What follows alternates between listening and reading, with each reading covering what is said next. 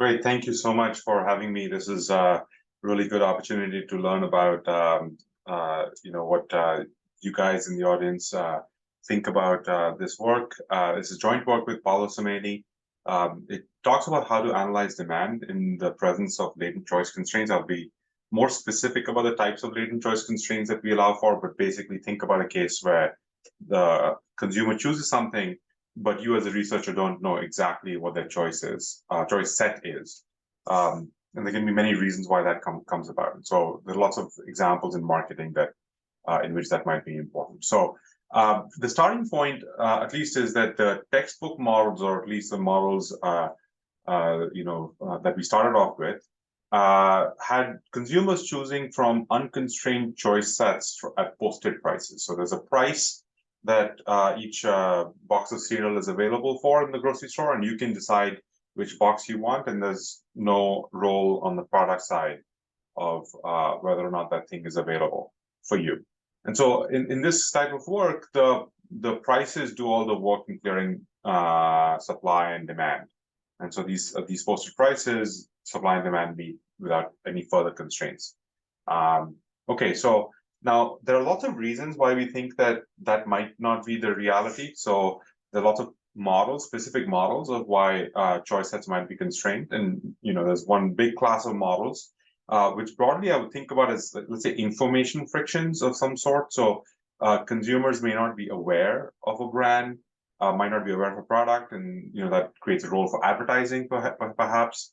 There might be search frictions. People in this audience have worked on both of these examples, where consumers might be interested in buying a product, but they have to figure out the product attributes. And so they'll search for some set of products and choose from that subset that they've searched for. There's another separate class of models which have gained a little bit more attention recently, which I would call supply-side rationing models. And so one prominent example is two-sided matching. So if you think about all of us went to college. You could not necessarily go to the college that you wanted to at the posted prices. The college had to admit you. So if you saw where people go to college, you might not be able to infer the demand for colleges. Okay, and so entry-level labor markets, you can't get the job that you want. You have to be accepted from the other side, etc. And also within healthcare, there's been some examples where healthcare providers might screen patients who they think are not profitable, and we'll see that example in the case of dialysis and as an illustrative example in our paper. There's some common theme between these two classes of models, even though they potentially look very different. The common theme is that consumers are choosing from a set that is smaller than the full set of available products, and these choice sets may not be observed to deep nutrition in all data sets. Okay, so what we're going to do here, we're going to try to model this problem by thinking about a random utility model of consumer preferences. And there's going to be a general model of latent choice sets. It's going to be a reduced form model that determines whether or not something is in a consumer's choice set.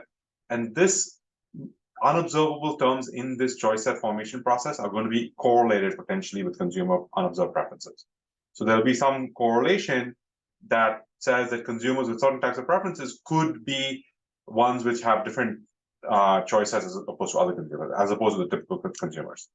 And we will show by example, and I'm going to be brief in the talk, but in the paper there's some more details that show that this model is going to be general enough to carry a number of different types of specific models of choice set constraints, including two-sided matching, informative advertising, and fixed sample search. Okay, so some other models will not be allowed by the structure, but a lot of the examples that I talked about in the previous slide are going to be admitted by our reduced form model of choice set formation. Within this, then we're going to start thinking about identification analysis, in which we're going to assume that the researcher only has data on who gets what. So what consumer purchases what goods, but you don't know their choice set. Okay, and so our goal here is to try to show conditions under which this model is going to be non-parametrically identified. So the idea is, when can I show you that the random utility model and the distribution of choices and their joint distribution can be non-parametrically identified? What's going to be required for that? Well, we're going to say that you need two types of shifters. One set of shifters are shifters of choice set formation, and another set of shifters is shifters of preference formation. Okay, and these shifters have to be excluded from the other side of the model. And we'll show you how to estimate the model as well using Gibbs sampling. And so if you don't have these shifters, you might be able to estimate a model like this, but then you'll be imposing some other types of restrictions. You'll either be imposing a particular kind of model of choice set formation, or you might be relying more on certain parametric or other semi-parametric restrictions. So that's one way in which we're going to interpret our results. In fact, we're going to show you that these shifters are necessary for identification, for non-parametric identification. Okay, then we're going to apply this to the kidney dialysis market in the United States. It's an important market. There are about 750,000 patients who are in need of kidney dialysis, and it's 1% of national healthcare expenditure. So here we're going to get data on which patients go to which dialysis facility. But dialysis facilities are capacity constrained, so they cannot treat all the patients who would like treatment at that facility because dialysis takes time, it requires capital, and so these dialysis machines get occupied for 3-4 hours at a time for each patient. And so they have a capacity constraint, and given this capacity constraint, they might have incentives to turn down patients, or they might need to turn down patients or have incentives to turn down some patients. And so we think that this model, this approach, which we're going to apply in the kidney dialysis market, is going to be potentially useful in other settings as well. For example, models of school demand when choices are not available, something that I've sort of worked on. Okay, so there's a very large related literature. Won't be able to mention all of the papers, but I'll mention a few here. There's a literature on two-sided matching models with non-transferable utility. That's sort of where I come from a little bit, and that's how I've sort of approached this problem a little bit. But there's been independent interest in models of consideration set and brand awareness in marketing. In particular, there are these seminal papers by Swade and Benekiva in 1987, and then Swinsky Gorey in 2008 that discuss how, in the context of consumer choices, consumers may not know about all of the brands. Advertising potentially plays a role, and there's other work more recently that thinks about search processes, including some of the work in people in the audience here. Now, there's also some work that thinks about how incomplete product availability of stockouts could be relevant in the context of choice set formation. There's work thinking about how that type of problem should be approached, and our work is related to that. In the context of our demand model, I'm going to show you some results that build on ways of solving endogeneity concerns between product characteristics and unobservables. That's going to build on this literature by Berry and Hale and Berry, Gandhi, and Hale. The results that I'm going to show you are actually version 1.0 of our results. We're in the active process of revising this paper, and this part of the paper has gotten better. And if you're interested, I'll say a little bit about that, but there's going to be a new version coming out soon that significantly improves that. Selective admission practices in healthcare have been analyzed before. Our approach is closely related to this approach by Gandhi in 2020 that thinks about nursing home admissions, where there's also a capacity constraint, but we are going to do this in the case of dialysis in the US, which has been important of its own right. And there's a small literature that thinks about the dialysis industry, for the most part, abstracting away from choice set formation. Okay. So there are no further questions at this time. I'll give you an outline of the talk, but please feel free to interrupt if there are. I'll describe the model. I'll describe the identification estimation approach, and then I'll get into the empirical application before concluding. Okay. So the model is going to be quite general. So there's going to be the indirect utility of patient I from treatment at facility J in market T. That indirect utility is going to be VIJT. It's going to be the sum of two terms. The first term is U sub JT of some consumer observed characteristic WI, comma some unobserved vector of characteristic of arbitrary dimension omega I, minus some function GJT of those same observed consumer characteristics and YIJ. Yij is a characteristic that is product and consumer specific that enters into G, but does not interact with consumer unobservable. So that's somewhat special about Y as opposed to other characteristics. And Yij is excluded from the indirect utility at K. So I'm talking about patients and facilities, but it could be consumer I, product J in market T. Okay. We're going to impose some of the usual scale and location normalizations. G is going to be normalized to 0 at a particular point, and its derivative, the magnitude of its derivative is going to be normalized to 1. It's a very general form, even though it's very sparsely written. It allows for product-specific observables and unobservables through the functions UJT and GJT. They're indexed by J and T. Okay, so for example, your favorite random coefficients logit model with unobserved characteristics, say like in Berry, Levinson, and Pecos 1995, can be written in this form, where VIJT is, up to some functional form differences, but it's some characteristic XJT that's observed about the product, an unobserved characteristic XCJT, and some random coefficients beta I that are interacted with X. And these betas are basically in omega. And then there is this epsilon IJT term, which is logit, which is also inside omega. Okay. And so very general forms of models can be incorporated within this. The key assumption being that the exclusion of Yij from the utility of K and separability between omega and Y. Okay, which I'm going to assume I'm going to assume something in a second, which will create some bite for it. The model of choice set formation is also going to be very general. Facility J is in I's choice set if sigma is 1, sigma IJT is 1.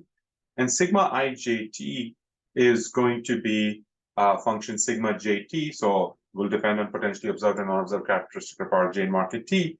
And WI, which is the same or different potentially set of observable consumer characteristic.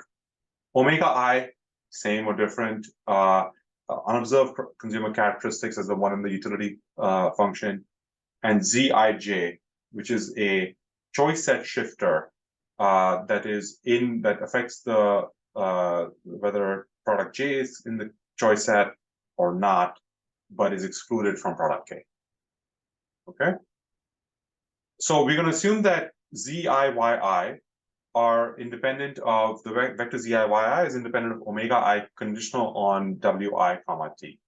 So this assumption is saying that Zi and Yi are respectively choice set and preference shifters that are orthogonal to the unobservable consumer level characteristics once you condition on the market and you condition on consumer characteristics Wi. So when you condition the market, you're conditioning on all the observables and unobservables of all the products in the market. Okay? And that's going to be an important restriction. It's telling you that choice set shifters and preference shifters are available. The second assumption is going to be that sigma is non-increasing in Z with its image 0, 1. So if I have a large enough Z, I'm not making an assumption about support yet, but if I have a large enough value of Z, then sigma is going to be 0. Okay? And so what this monotonicity assumption implies is that there is a cutoff pi JT of W comma omega such that sigma is 1 if and only if pi IJT, which is a random variable, is larger than Zij. Okay, so we're not assuming this additive separability, but it comes from its equivalent given this monotonicity restriction. And these two assumptions are really the main assumptions in the first part of the paper. So it's a good time to pause if you have questions. But I want to say that this approach does not commit to a specific model of choice set formation. It requires monotonicity independence. Now, not all models of choice set formation are going to yield this kind of monotonicity independence. We'll say a little bit about that in a minute, but it will admit a large number of models. Any questions at this stage? Because it's a good time to pause because I've essentially laid out the main assumptions and the notation for the model. So it's if there's clarifying questions, that'd be good. Yes. Go ahead, Alessandro. Sorry, you don't need to raise your hand yet. So I was wondering this. Suppose that there is a same agent that suppose there is a firm that sells multiple products. So are you restricting in some way the relationship between the sigmas across different J's? So do they need to be somehow independent, conditional on omega? Or so I was thinking of strategic interactions, whether firms are somehow competing or taking into account what if product K enters, then maybe I want to not enter in the choice set or things like that. Yeah, so there is an implicit restriction here. The exclusion of Zij from the choice set formation model of product K is where that restriction is. So I'm asking the researcher to come up with instruments that satisfy this property, okay? These exclusion properties. Now, there could be some correlation across product J and product K through unobservables that enter sigma. So sigma has a JT subscript, okay? And so there could be a product level unobservable for product J that is correlated with the product level unobservable of product K. But I will require you to give me instruments Zij that satisfy the exclusion restrictions, so that there's one thing that affects J but not K. Does that make sense? Does that help address the question? And so and basically the J, capital J dimensionality of Z is essential. So for each consumer, I need to really have at least as many Z as products. Yeah. Okay. And if you don't have it, you probably are going to need to restrict the dimension of pi, I would say. Okay, so you have to make other parametric assumptions on the model. You'll see that in a minute. You'll see that the non-identification result will imply that you have to make restrictions elsewhere in the model to achieve identification. So one thing that will become clear in a second is that we are interested not only in sufficient conditions for identification, but we're also going to show you necessity of these shifters in a sharp sense. And that's important. And that's an important, I think that's an equally important result, because it clarifies in my mind when it is that you'll need to make other restrictions. Okay. So in our application, Zij is going to be excess occupancy. So think about facility J and the time at which patient I starts or seeks treatment. Different facilities will have occupancies at different levels, and facilities that are occupied have a very high occupancy relative to their trend are going to be ones who are more likely to decline you. So that's the kind of shifter that we're going to think about, okay, in our empirical application. Okay, so the choice. Sorry, can I ask? Sorry, last question about this Z. So in the example you make here, so if this facility, so it seems that this Z is also affecting the sigma of other products, though, because if this facility now is at capacity, so I cannot go to this facility, but then I will be more likely to go to another facility. That's okay. That's allowed in our framework. So, but because why is that going to happen? Because the consumer chooses another facility, and when the consumer chooses the other facility, the Z of the other facility is going to become higher. So Z's can be correlated with each other. Okay, yeah, but what is required is that there exists variation in Z in R to the J. Okay, yeah. They could have a joint distribution that's correlated. I'm not assuming that Zij and Zik are independent. Okay. And sorry, so do you have the similar requirement for Y? Y is also potentially correlated across products, but to get identification without further restrictions, you'll require J-dimensional variation. Yeah, thanks. Okay, so consumer choice sets. So OI is consumer I's choice set. Is a set of products with sigma equals 1. The consumer chooses the product that maximizes the indirect utility, subject to it being in the choice set. We're going to see data on the final allocation. Okay, so what we observe is, and this is going to be important when you start thinking about demand. What we observe is a market share of product J in product T, so a vector of these market shares, that depend on consumer observables and the choice set shifters and preference shifters Y, I, and Z. That's the data, because that's what we're going to assume is known, and you want to work out something about the joint distribution of preferences and choice sets. So this market share is I sum over all potential choice sets O, and I say, okay, conditional on the observable characteristics in T, what is the probability that a consumer has choice set O and chooses product J in the choice set O?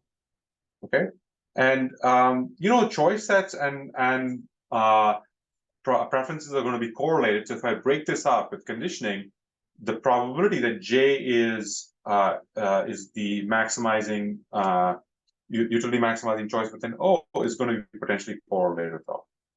Okay, and so if you think about this, this is going to tell you why this model looks quite different from models of demand. If I had product level unobservables that enter choice sets as well as preferences, then I cannot invert from a J-dimensional unobservable to a 2J-dimensional unobservable. So I got to do some work. This is why the choice set shifters and the preference shifters are going to be important. That's why I need the 2J-dimension variation. So you can start sort of seeing the intuition a bit, hopefully. Okay, so here what often has been done is that people have used a specific model of choice set formation that restricts this market share equation, and that sometimes gives you identification. If you know what the right model is for your market, that's great. But in many cases, you may not be willing to commit to a specific model. And so here we'll show you how instruments can pan out. Okay. So let's give you a few examples. I've already said some. I've already given you some intuition for this. So there's in Gandhi 2020, there's the model of selective admissions, where there's a nursing home that's deciding whether or not to accept a new patient. Patients in this model cannot delay going to a nursing home. And so a nursing home might turn down a patient if they want to reserve capacity for a more profitable patient. So they are facing a dynamic problem, but that dynamic problem fits the reduced form model. The policy function of that dynamic model is fits our model of choice set formation. Okay. Then two-sided matching. This is a marketing. There's a marketing talk, and so I'm going to talk about things that you guys might care about. So consumer awareness for a subset of products is a good example. So one famous example is Swinsky-Gorey 2008, in which consumers that products advertise, and advertising influences the probability that a product is in the consumer's consideration set, because they become aware of the product if they see an ad for the product. In this type of work, a common assumption that's made is that choice sets are independent of preferences. So consumer advertising has independent effects on the awareness of each product, and that awareness is independent of preferences, and that's kind of important. We will relax that in our context. We don't require that independence. But advertising can brand-specific advertising can still play the role of that ZIJ, where a brand-specific advertising tells you creates awareness essentially. There's another literature that thinks about whether consumers are inattentive or attentive, and they're sprung into action.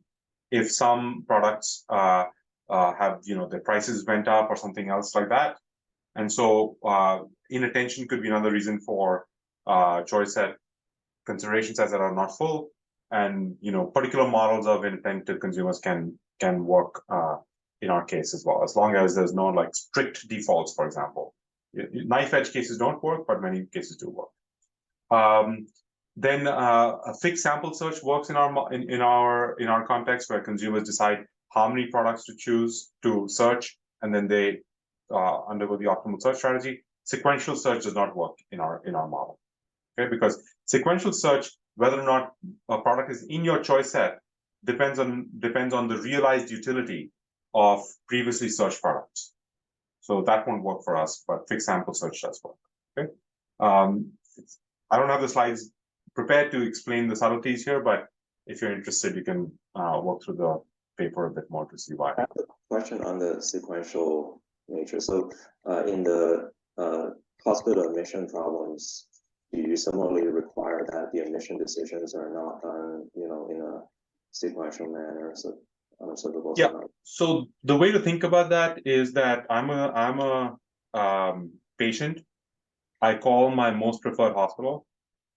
If that hospital is willing to accept me, I'll go there. If they say no, then I'll go to the next hospital, and that's okay, because I'm not searching about the characteristics of the hospital. I know which ones are my preferred hospitals, but I'm just walking down the list. So I do get my highest, my most preferred hospital that's willing to accept me if I follow this procedure, right? Yeah. So, but by sequential search, I meant sequential search to learn about the unobserved characteristics or characteristics that are not known to the agent about that product.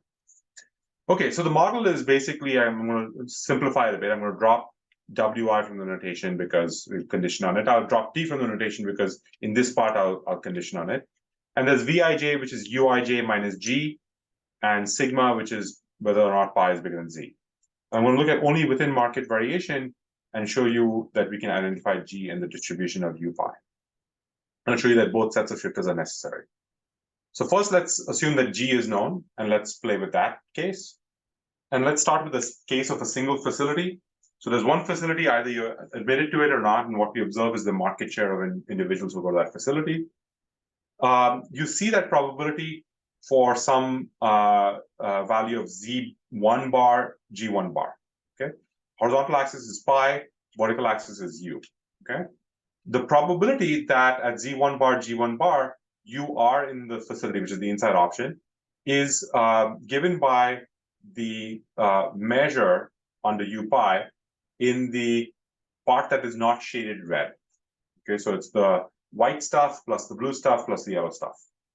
Okay, now I can look at observationally equivalent patients who, instead of Z1 bar, face the constraint Z1 bar plus delta. So move Z1 a little bit, and I can look at that probability again, and that gives me the mass on the white portion.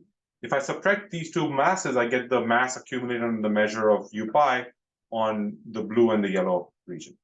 I can do that exercise again, but at G1 bar plus delta, and I get the blue region. Subtract the two, I get the yellow region. Okay, so in a single facility, that tells me that in a very small box with local variation in Z and G, I can work out the mass and the density in at G1 bar, Z1 bar, essentially by looking at a very small box like the yellow box.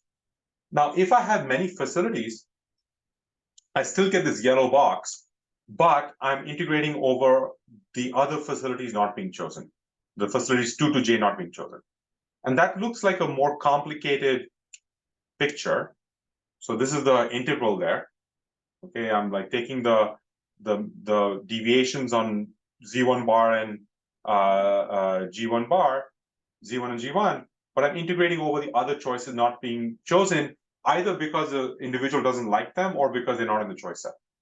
And so that looks like this weird L-shaped region hypercube. I'm drawing this in 3 dimensions because I cannot draw in any more dimensions than 3. But you can think of that yellow region being expanded into this set. Okay, but I can do that same exercise again for product 2 now. So now I've got U2 and pi 2 on the axes, and I've got that little yellow box shown on 1 dimension. And I do the same kind of argument again inductively, and I get a hypercube like this hypercube by varying G2 and varying Z2. Okay, but this little hypercube again is integrating over the remaining dimensions, and I keep doing that inductively, and I get the measure at a point. Okay, does that make sense at a high level? All right. I have a potentially very dumb question. So moving along the space of pi and u, is there an implicit assumption that you can invert the choice probability somehow to the u space and pi space? Or does this Yeah, all the assumptions that I'm making, I've already laid it out. I'm not making any further assumptions. So I'm inverting for the density at u and pi using the variation in g and z. So I'm not implicitly inverting, I'm not implicitly making assumptions about the invertibility of demand or anything like that. I'm using the variation in g and z or y and z with known g to get at this density. Okay. Does that make sense? I think I sort of get it. Okay, thanks. Yeah. It would be cheating if I was making assumptions I didn't tell you about. Okay. All right. So now let me talk about the identification of G. Actually, let me skip that. Okay. Like, in the interest of time, I want to skip the identification of G. But it turns out that I'm just going to tell you one thing about it. Okay. So the identification of G comes from looking at the ratio of two cross partials. So if I look at the cross partial of the market share of J with respect to YK, so if I increase YK, how does the market share of J change? That happens because more people choose K, okay? But it has its effects through G of K, right? And then if I look at the market share of K with respect to Y, that increases because more people choose K, or decreases because more people choose K as opposed to J, and that happens through G of J. And so if I take that ratio, I get the partial derivatives or the derivatives of G sub K and G sub J evaluated at Yik and Yij. Okay.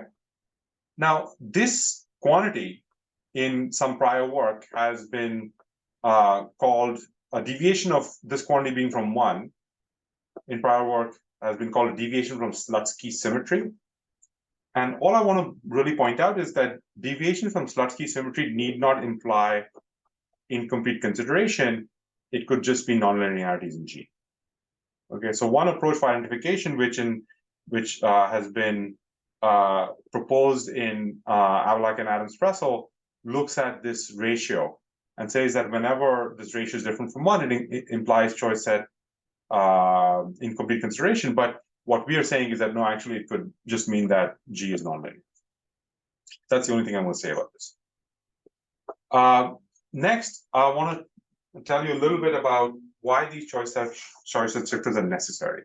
So you said, okay, great, Nikhil, you've told me that if I have these like 2J dimensional choice set and preference set shifters, then I can make progress in this problem.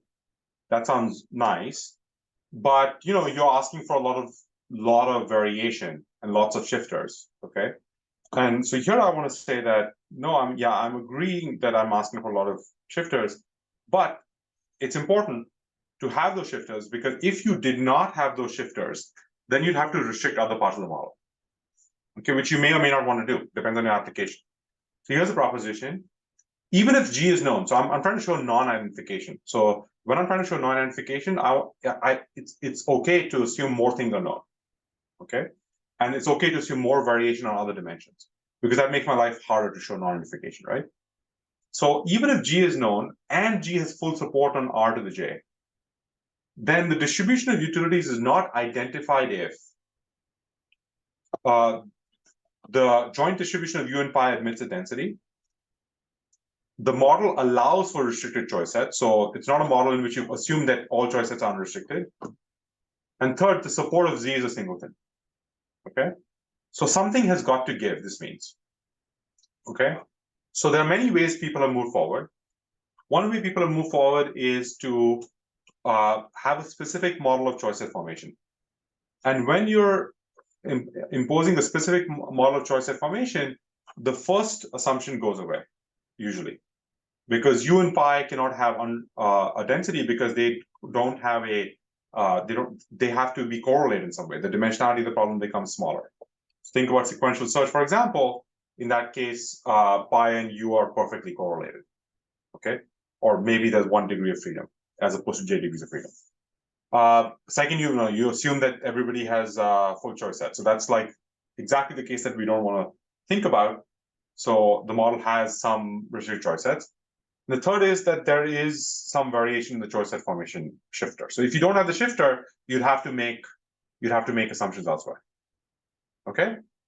Another way that people have made progress here is to make some restrictions on preferences. So Barsegian and Molinari 22 is an example where they assume that the distribution utility is given by a pure characteristics model, and therefore the dimensionality of the joint distribution utility is lower. Okay, so you can make various kinds of assumptions to make progress without choice set shifters. So it explains to you at least a little bit why the shifters are necessary, or how you are compensating for the unavailability of shifters with making restrictions in other parts of the model.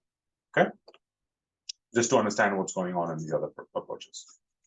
Okay, so again, I'd love to pause here for a second because I think this is also an important result, and I'd love to see if there are any questions about it. One question about the directed search. So is this saying anything about so let's say I assume directed search, can I be non-parametric on, let's say, the distribution around observables within that model? Or maybe this result doesn't speak to that specifically? It doesn't speak to that. Okay. But what it does say is that if you did not make the assumption that search is directed in a particular way, then you can't make progress without having variation in Z. Right. So okay. So it leaves the door open for non-parametric identification within the class of directed search models. Okay. Yes. It does leave that possibility open. Okay. Okay. Now let's I have a question related to the G and the result you mentioned earlier about the Zelaski symmetry. So does it mean what you said, that your results, that essentially if I did not have a function G, so if I only had Y enter linearly, if you want, does it mean that that would require fewer shifters on the utility side, so the Ys, or that does not imply that? It does not imply that, because remember the first part of the talk acted as if G was known. Yeah, exactly. And so that's the same thing as having linear in Y. Yeah. Right. And so you needed those shifters as well. As right? well. Okay. And the proposition one, I also said, assume that G is known, you still need the shifters in Y. Okay. Now, deviation from Slutsky symmetry have been used to identify choice set formation under other kinds of specific assumptions. So, which are like not allowed here, because there's like very specific things about when is it that you consider something or not. If you consider something, you must consider either everything or your model, or you have independent consideration. So there are some particular things about. Okay, so in those models, it's actually the Z that they get rid of, in a sense. They get rid of Z. Exactly. Okay, I see. Thanks. They get rid of Z.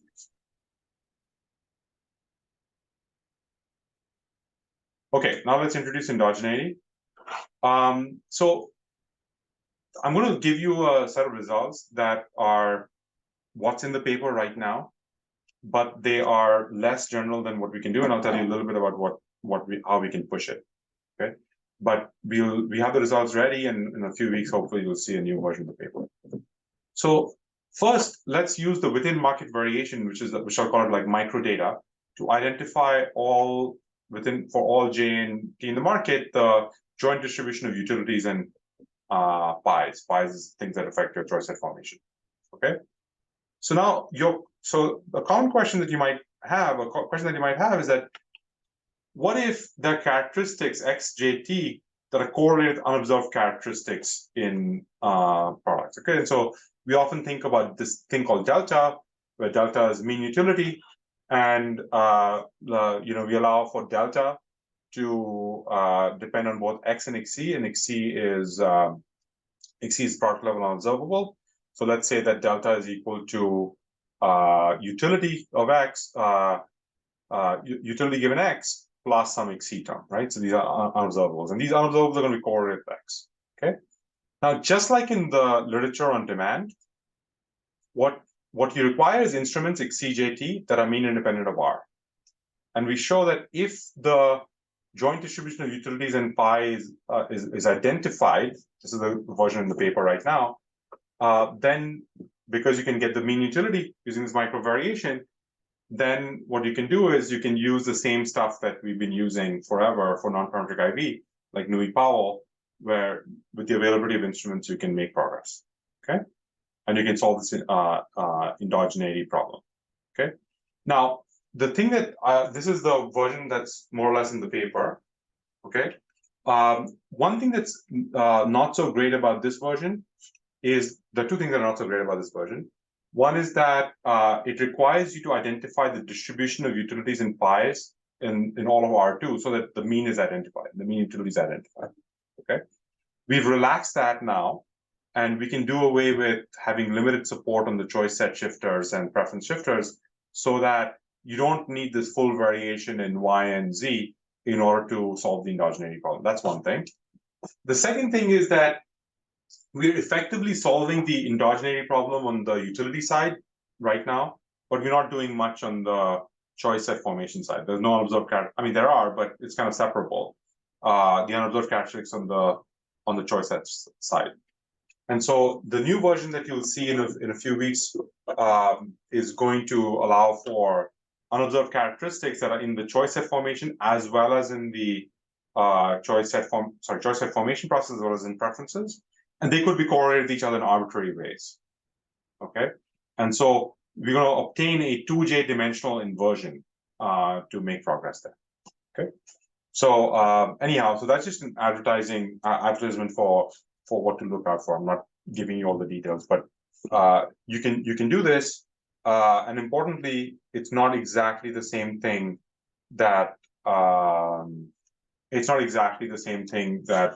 we do in standard demand. Okay, so it doesn't work. The standard demand approach does not work in these kinds of models. Okay, let's go to estimation. So relative to other audiences, I think the estimation slide here is going to be quite obvious to marketing people because there's a big tradition in marketing of using Gibbs samplers and Bayesian methods. And so hopefully this is going to be second nature to you guys. So the challenge here, if you think about classical methods, is that the dimension of the potential choice sets is a factor 2 to the j. Okay, so every consumer has some choice set. How do I pick choice sets? Well, which parts are in or out? That's a dimension 2 to the j. So if you try to do simulation-based methods that were trying to get simulated maximum likelihood or something else like that directly, and you try to simulate the choice sets, you'd have to simulate over these 2 to the j choice sets, and that becomes very complicated. Okay, to take the choice probabilities over the 2 to the j choice sets, add them up, you'll quickly run out of the ability to compute this thing. But it turns out that the Gibbs sampler really helps out. So let's take one of the, like what I think is the simplest specification to get conjugate distributions. So there's Vij and Πij. There's going to be some product fixed effect. It could be indexed by T. There's going to be the consumer observables.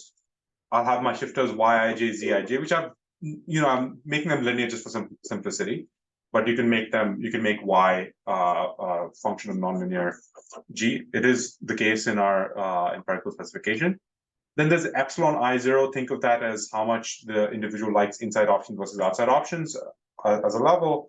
And then there's epsilon IJT, which is a product individual specific shock.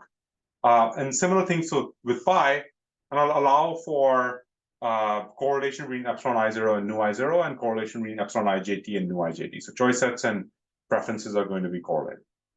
Okay. So if I do this, I still have to integrate over 2J dimensions. Okay. And I try to like do maximum likelihood. If you do this, it's kind of difficult. But it turns out that the Gibbs sampler works really well. So, as we know, this is, by the Bernstein-von Mises theorem, if it works well, it's going to be similar to the maximum likelihood estimator. But what you do is you start with diffuse priors, start with an initial value, and then you do data augmentation. So in this data augmentation step, you first augment the data with pi, and then conditional on pi, when you're trying to get V, you do the standard thing that, Rossi and McCulloch did. to try and work out what the preferences are. Okay, and now these latent choice sets have been data augmented. Okay, now conditional on V's, getting pi is super simple. Okay, if you were assigned to product J, and there's a product that you prefer to J, then it better not be in the choice set. And if it's not preferred to J, it could be in the choice set. So sampling from pi conditional on V is just a sampling of a one-sided truncated normal. Okay, so it turns out to like be data augmentation of pi, then doing Rossi and McCulloch, and Alamy, either of those two. And once you have V, you can then once your data augmented with V, you can go back to pi and it's just a truncated normal. And then you update, do MCMC on this, and it actually works out really well. And it avoids this 2 to the j dimensionality issue. Okay? It turned out to be quite nice. Okay, I'm done with some of the technical stuff in the paper, and so I'm going to move to the empirical application. So another good time to take a pause if there are any further questions.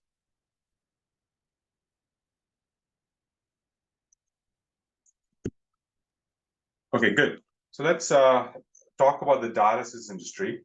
We're going to study the dialysis industry in California. California is nice to look at, partly because it's a relatively isolated state.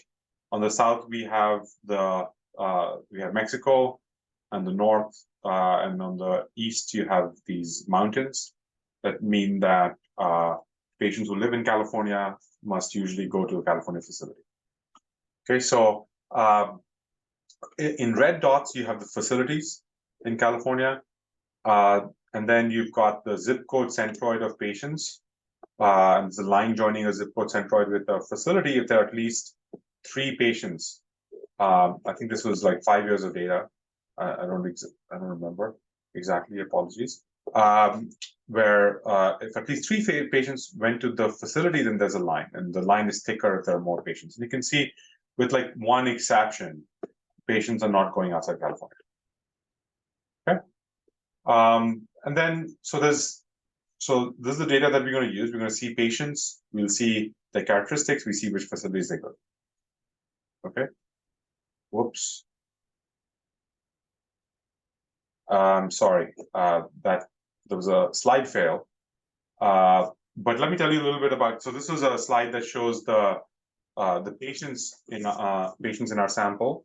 You can't see it, but we have characteristics like BMI and what insurance they're on, whether they're on Medicare or they're on private insurance, etc. Characteristics that we're going to use. We can see their age. We can see there's some comorbidities that might be correlative how costly they might be to treat at a facility. Okay. Here are the choices that these patients make. So in the first column, it's the chosen facility or the one that they go to. And then it tells you how many facilities are within 5 miles, 10 miles, and 25 miles. Okay. So the distance to the chosen facility is on average about 6.7. And then if I look at the within 5 miles, it's about 3.2. So there are about 6 facilities within 5 miles for the average patient, but the average patient is traveling a little bit further away. Okay, but they're not traveling anywhere close to 25 miles or something. So the dialysis, you have to go 3 times a week, and you're going for 3-4 hours. Now, if you're interested in the insurance of dialysis, it's interesting that kidneys happen to be the only organ in the United States that has universal healthcare. So no matter who, as long as you're a U.S. citizen or permanent resident, Medicare is going to cover you in the United States for kidney dialysis, even if you don't have insurance or if you have private insurance. Even if you have private insurance, Medicare becomes a secondary payer. Okay, so people are not uninsured for kidney dialysis. Okay, and the number of patients in the facilities that these patients go to is about 124, and they have about 24 stations overall. Okay, the vast majority of patients are going to one of 2 dialysis chains, Fresenius or DaVita. So it's about 67% of patients in California are going to one of these two facilities. So the market share of these two chains is extremely large. It's actually similar quantity, similar order of magnitude throughout the country. So it's 2/3 of patients go to the DaVita or Fresenius facility. Okay, so using this type of data, we're going to estimate the preferences and choice sets of individuals in the market. I want to say a few things about these estimates. So, I didn't show you a slide on the evidence of capacity constraints, but one of the things that we show is that when a facility has a lot of patients in it, then it is less likely to admit a new patient.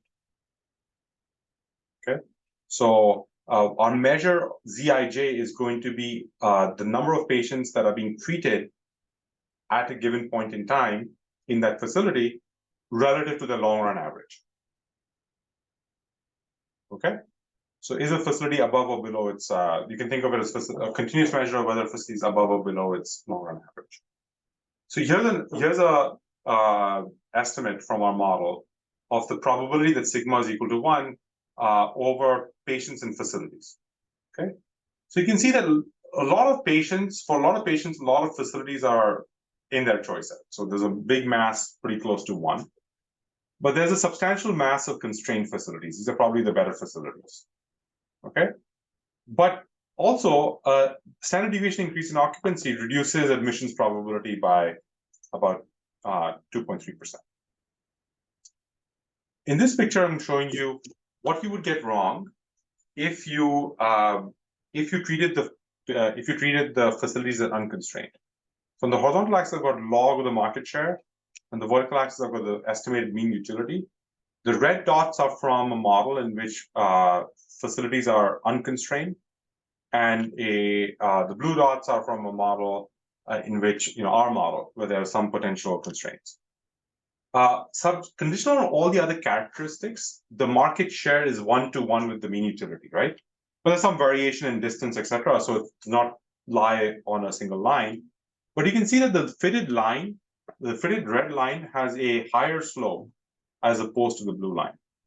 So one way to think about this is that if you thought about universities, okay, in the United States perhaps, and you try to ask yourself, which is the most desirable university? Well, you might be tempted to go to the highest market share university, the largest university in the US, and you might say that the largest university in the US is the one that's most desirable, if you thought that choices were unconstrained, right?